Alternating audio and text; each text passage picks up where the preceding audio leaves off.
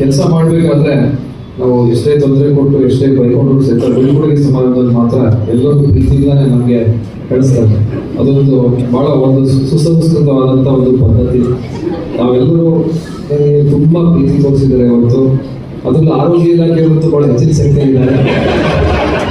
ಎಲ್ರಿಗೂ ಧನ್ಯವಾದಗಳು.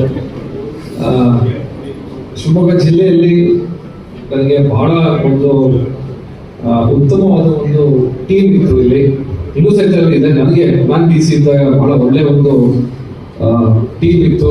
ನನಗೆ ಕೆಲಸ ಮಾಡೋದು ಕಷ್ಟ ಅಂತ ಯಾವತ್ತೂ ಅನಿಸ್ಲೇ ಇಲ್ಲ.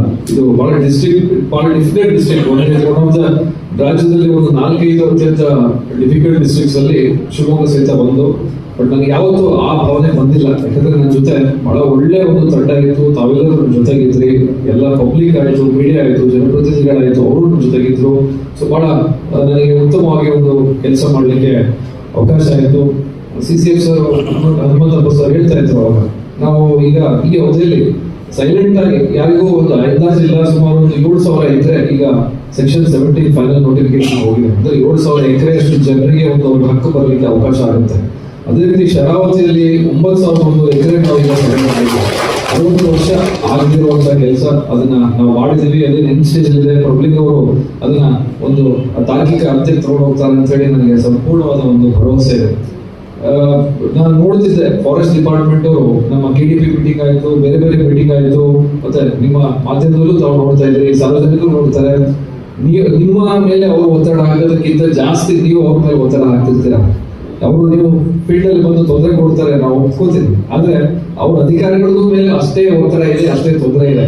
ಯಾಕೆಂದ್ರೆ ಲೋಕಾಯುಕ್ತದಲ್ಲಿ ಕೇಸ್ ಇದೆ, ಕೋರ್ಟಲ್ಲಿ ಕೇಸ್ ಇದೆ, ಅವ್ರ ಮೇಲೆ ಆದೇಶ ಇರ್ತದೆ, ಈಗ ಹೋಗಿ ಅಲ್ಲಿ ಒತ್ತುವರಿ ತೆಗೀರಿ ಅಂತ ಹೇಳಿ. ಆದ್ರೂ ಸಹಿತ ಜನರಿಗೆ ಅತ್ಯಂತ ಕಮ್ಮಿ ತೊಂದರೆ ಆಗುವಷ್ಟು ಒಂದು ಕಾಳಜಿ ಇಟ್ಕೊಂಡು ಅವರೆಲ್ಲ ಕೆಲಸ ಮಾಡಿದ್ದಾರೆ. ಅದು ನಾನು ಶಿವಮೊಗ್ಗ ಜಿಲ್ಲೆಯಲ್ಲಿ ಎಸ್ಪೆಷಲಿ ಇಷ್ಟು ಒಳ್ಳೆ ಫಾರೆಸ್ಟ್ ಡಿಪಾರ್ಟ್ಮೆಂಟ್, ನಾನು 4-5 ಡಿಸ್ಟ್ರಿಕ್ಟ್ ಅಲ್ಲಿ 6 ಡಿಸ್ಟ್ರಿಕ್ಟ್ ಕೆಲಸ ಮಾಡಿದ್ದೀನಿ. ಇಷ್ಟು ಒಳ್ಳೆ ಫಾರೆಸ್ಟ್ ಡಿಪಾರ್ಟ್ಮೆಂಟ್, ಇಷ್ಟು ಸಂಖ್ಯೆಯಲ್ಲಿ ಇದ್ದವರು ಎಲ್ಲರೂ ಚೆನ್ನಾಗಿ ಕೆಲಸ ಮಾಡಿದ್ರು ಅನ್ಕೊಂಡಿಲ್ಲ. But excellent. ಯಾವಾಗಲೇ ನಾನು ಸಹಕಾರ ಕೇಳಿದ್ರು ಕೊಡ್ತಾ ಇದ್ರು. ನಮ್ಮ ಒಂದು ಉದಾಹರಣೆ, ನಾನು ಹೇಮಂತು ವಾಟರ್ ಸಪ್ಲೈ ನಿಮ್ಮ ಜಲಜೀವನ್ ಮಿಷನ್ ಬೇರೆ ಬೇರೆ ಮಿಷನ್ನಲ್ಲಿ ವಾಟರ್ ಸಪ್ಲೈ ಪ್ರಾಜೆಕ್ಟ್ಸ್ ಗೆ ತುಂಬಾ ನಮಗೆ ಸಮಸ್ಯೆ ಇತ್ತು. BSNL ಸಮಸ್ಯೆ ಇತ್ತು, ರಾಷ್ಟ್ರೀಯ ಹೆದ್ದಾರಿಗೆ ಸಮಸ್ಯೆ ಇತ್ತು.